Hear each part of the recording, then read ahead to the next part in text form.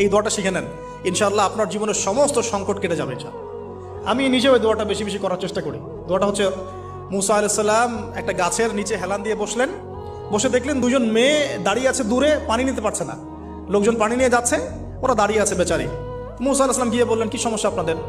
তারা বললেন যে আমাদের বাবা অনেক বৃদ্ধ মানুষ, আমরা পানি নিতে পারি না যতক্ষণ না আমাদের কম পানি নিয়ে চলে যায়। মুসা আলাইহিস সালাম একটু বললাম না, ফিজিক্যালি খুব স্ট্রং ছিলেন, থাকে না বডি বিল্ডার, সামনে গিয়ে কথা বলে সরো পানি নিতে দাও, তখন মানুষ একটু মূল্যায়ন করে না।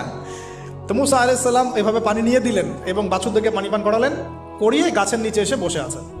বসে বসে তিনি দোয়া করছেন, এই যে দোয়াটা তিনি দোয়া করছেন, রব্বি, একটা নেক কাজ করলেন, নেক কাজ করলেন না, মানুষের উপকার করলেন, নেক কাজ করে এসে গাছের নিচে বসে দোয়া করছেন, আল্লাহ এখানে তো আমার খাবার পানি বাসস্থান কিছুই নাই, আমি কি করব?